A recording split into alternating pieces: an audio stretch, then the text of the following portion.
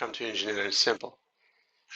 In this video, I'll talk about transformer applied voltage test. This test is also known as high pot or high potential test.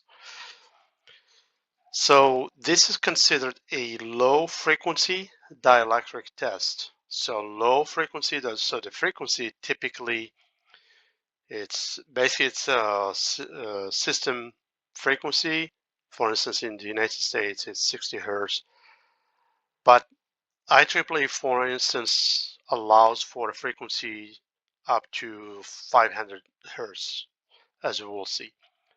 It is also called dielectric because it checks for insulation and clearance integrity. Because inside the transformer there is insulation, paper for insulation, insulating the conductors from each other, because like the high voltage, low voltage, they are different potentials, so they have to be insulated properly. And you also have the terminals. They are at a voltage, certain voltage, and the tank is at the ground potential, so they have to be, the clearance have to be properly designed for. It's a destructive test. That means if something is wrong in the transformer, if either design wise or workmanship wise, it could damage the transformer, which would require a remanufacture of the transformer. And it's a pass or fail, so either the transformer passes or it fails the test. So why do we apply this test? Well, it checks for major insulation, winding to winding and winding to ground. For instance, if you take, let's assume this is a tank, and you have, one winding, for instance, is here. So from that winding to the tank, so because the tank is grounded, so it's a ground point. So you have to have that clearance. So if somehow that clearance is compromised, the applied voltage test will catch that, or at least you hope it will catch that. So if you have CTs or current transformers, they should be shorted and grounded. In the lightning arresters, LAs, they should be removed. So how much voltage do you apply? Well, IEEE C57.12.00-2015, it specifies the applied voltage test values.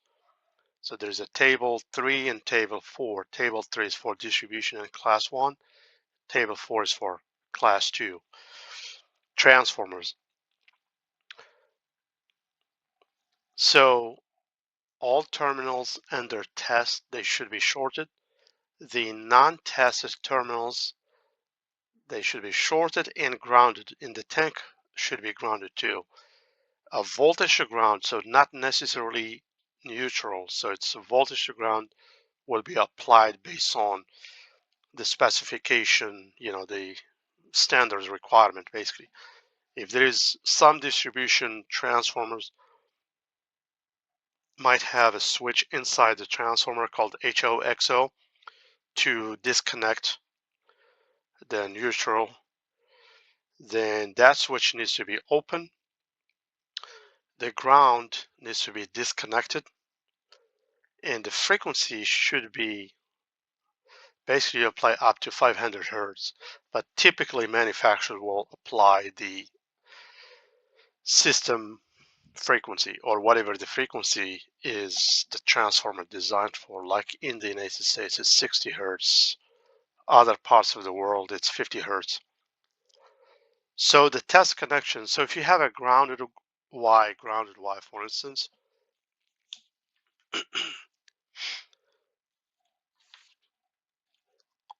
so if you have a grounded Y,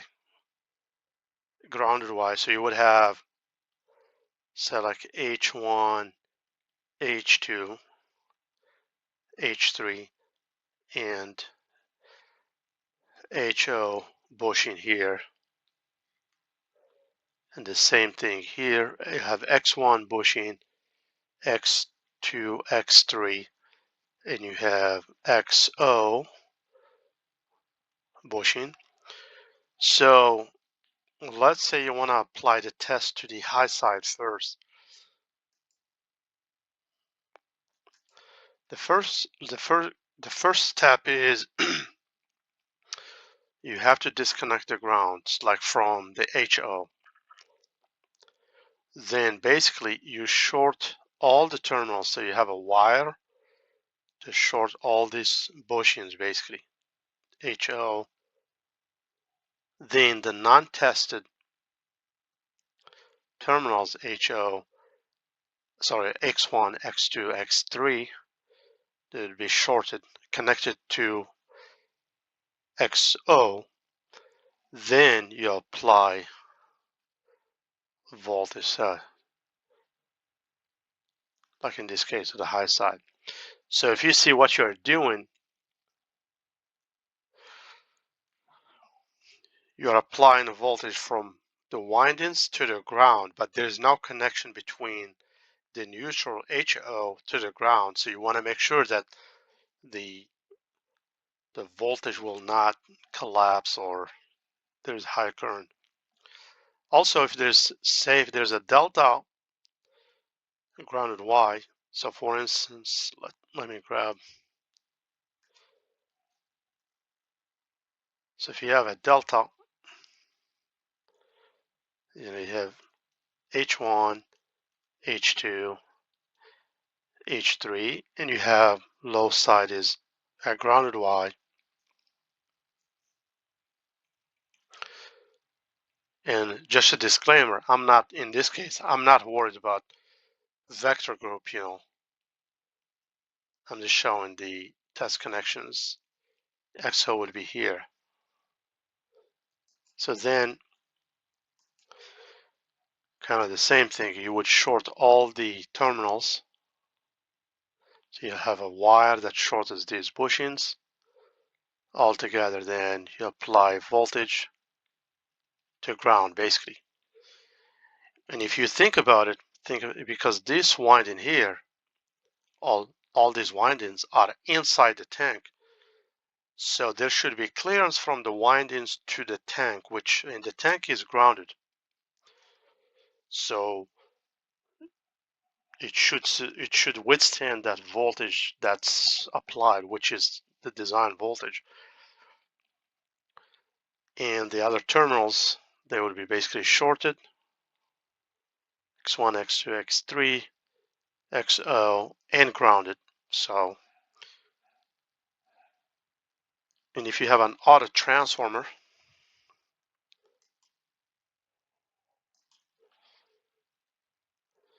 so basically an auto transformer,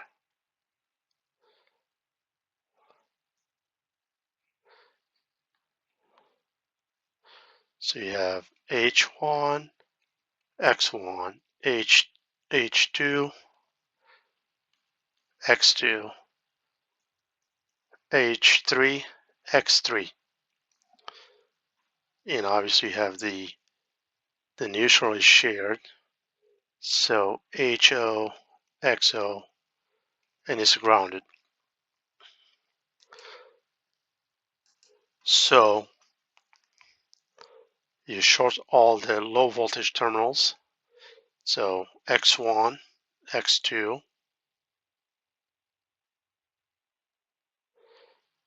X3, they're all shorted. I'll use green for the high voltage just so it's clear what I'm doing. Then you short the high voltage, H1 to H2, H3 to H1, but we have to disconnect the neutral. So basically, the wire that connects the HO XO bushing needs to be removed. So there is no connection between HO XO bushing or the neutral bushing to ground. So then what you do,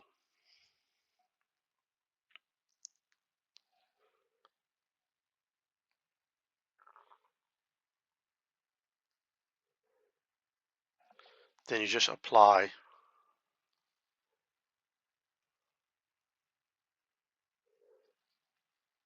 So everything is shorted basically. So you apply voltage, and since there's no connection to ground, there should be now, the voltage should not go to ground basically. If it does, that means there's something wrong with the transformer.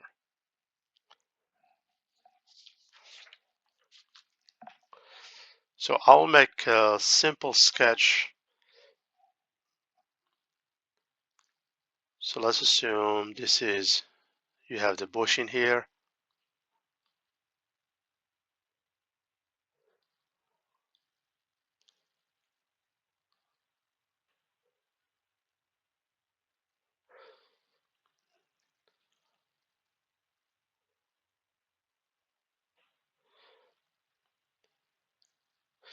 This is really just to give an example.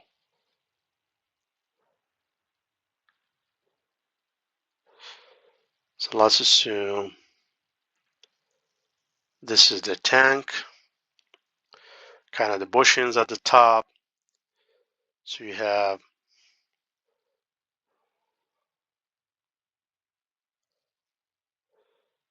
this is a grounded Y. So you have H1, H2, H3, HO. The same thing with low voltage. So you have X1, X2, XO, X3, and obviously you'd have H1 going to this bushing here, and there's a terminal. It goes through the bushing, here's the terminal. So I'm just gonna terminal, and HO, you would bring it basically through. So let's call this H1, H2, H3, HO, X1, X2, X3, XO. So X1, the same thing, you bring it through this terminal.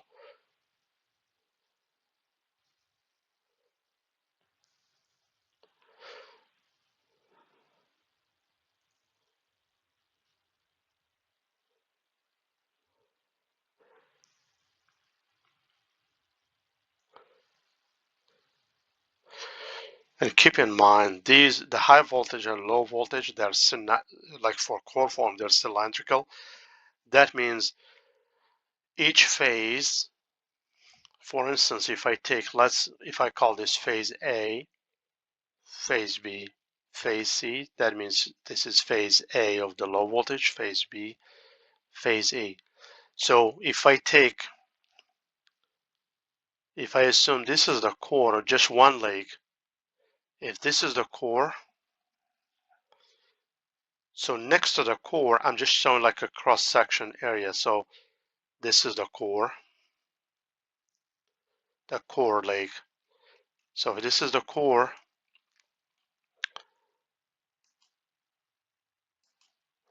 next to the core would be low voltage. And again, this is not the entire core, it's just a cross-section area.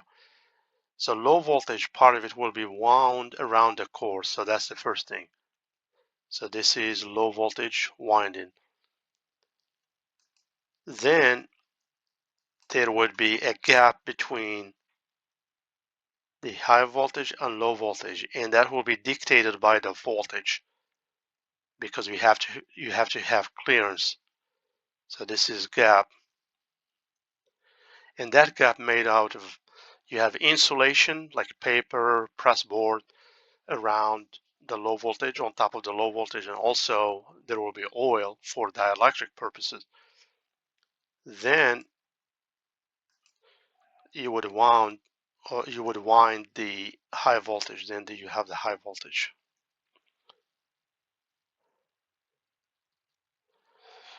And think about these are cylindrical. You have the core is a cylindrical shape.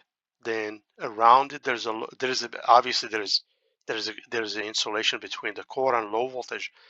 Then between the low voltage and the high voltage, there's a gap of insulation oil. So,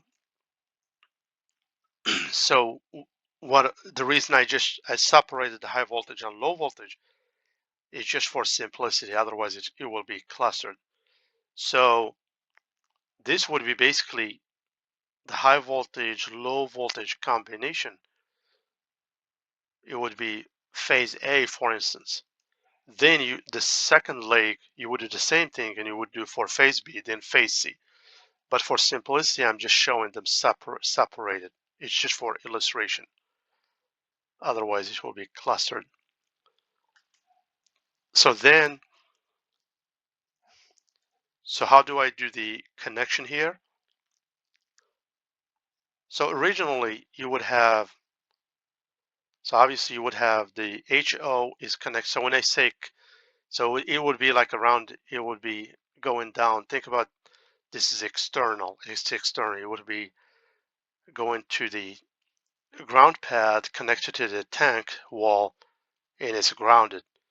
But in order to do the apply test, you have to remove that ground wire, this ground here. Obviously the tank will remain grounded. Now, so what you have to do, you have to short H1 to H2. Oops, I forgot to bring H3.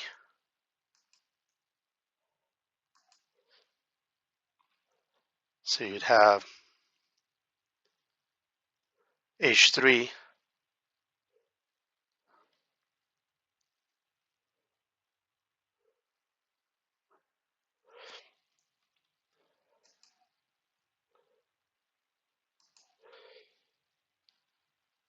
So you see all these terminals are shorted. That means all the windings are shorted. And then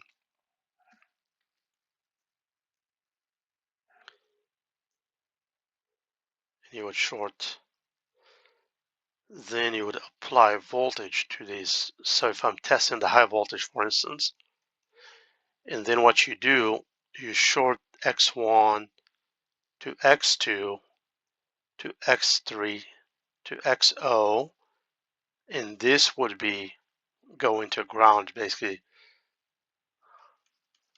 and the tank would be already grounded. So because what I'm doing here, I'm applying voltage. You see all the terminals are shorted, but I'm testing. If you see the low voltage, there's clearance between the low voltage and the high voltage. So you should not see arcing or flash over between high and low. Also, from the windings to the tank is a ground point. You should not see arcing or you should not see voltage collapse. So that's what you're testing for. Basically, you're testing for insulation and also for clearance from the windings to the tank or to any ground point.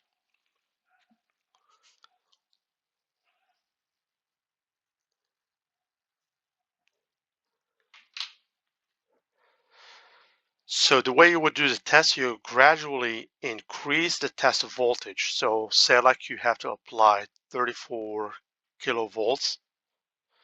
You start from 0 and you gradually increase the voltage to, like in this case, say 34 kV. The reason you want to do that, because you don't want to apply voltage at once. Then if something is wrong, you're getting damage to transformers. Like I stated at the beginning, this is a destructive test.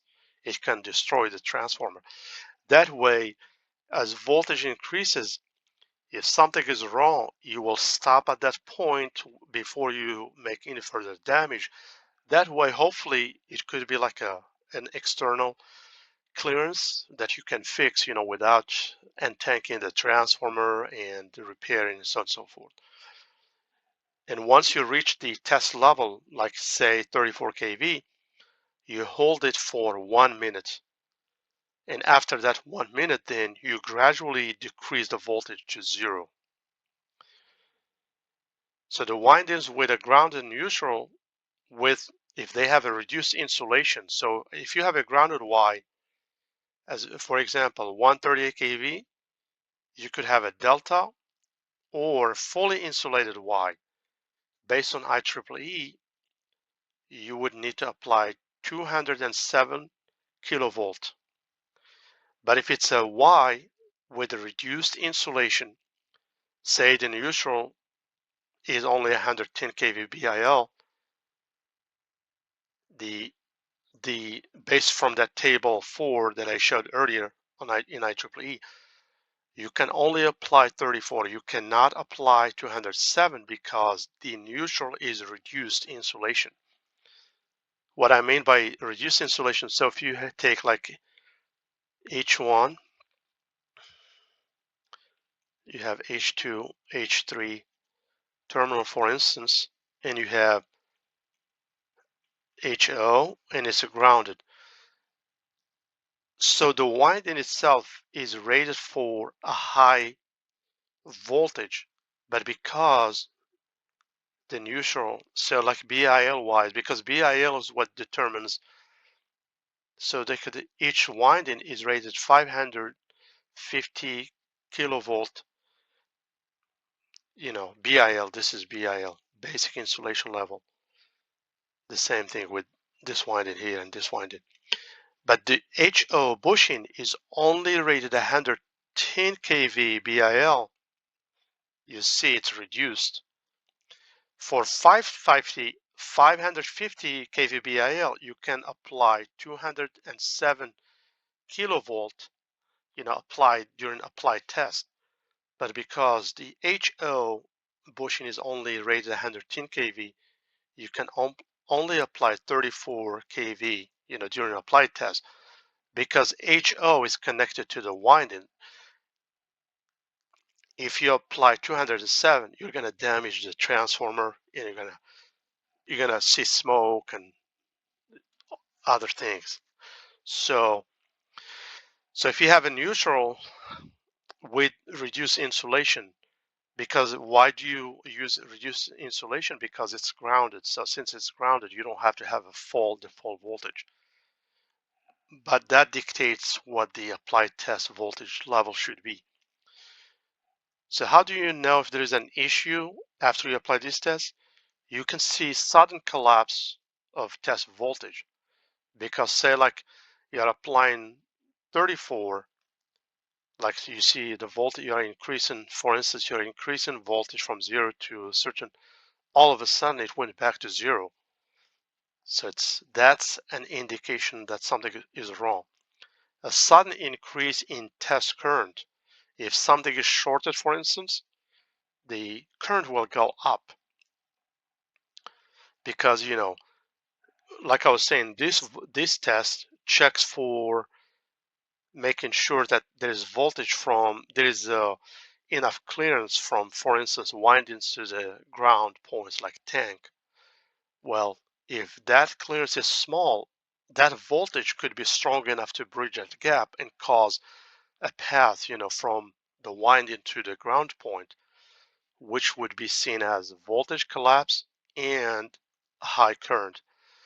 Also, after you apply the test, you will see, if you open the cover, you could see if it's a bad failure, you will see smoke, because inside the tank there is a paper insulation, there is oil, and you can also see bubbles coming up from wherever it failed up to the top of the oil.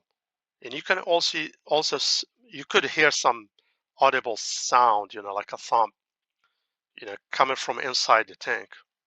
So all these are indications of a failure, and then you have to troubleshoot the failure. Obviously, a failure can be costly. It costs money because it's time spent on a repair, and also you have to go backward in the production. instead of like going forward testing more units, and it just causes other issues.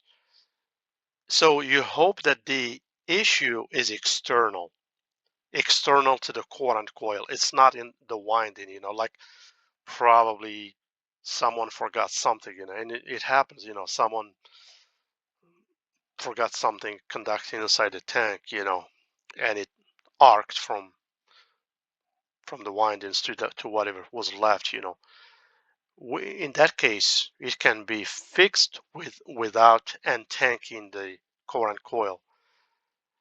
So you will do a visual inspection, see if you can see anything like from the top.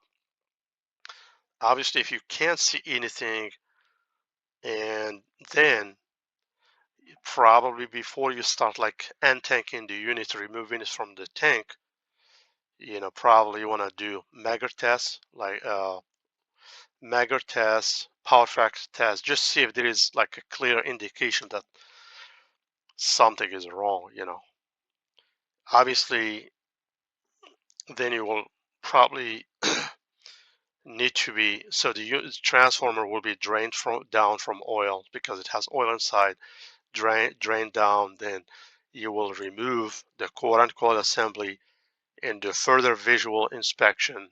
And unfortunately, if you cannot see anything after you remove the core and coil out of the tank, that means something went wrong inside the windings. In that case, you have to do a tear down of the windings. And obviously it means you have to make new windings, But obviously you want to understand what went wrong, because you don't want to duplicate the mistake, because if you go ahead and make a new windings, then if there's a design issue, they could fail, again, and back to square one, and now the delivery is in jeopardy, and plus it costs money because you have to order materials, so it gets complicated. So that was it for this video. Thank you and have a great day.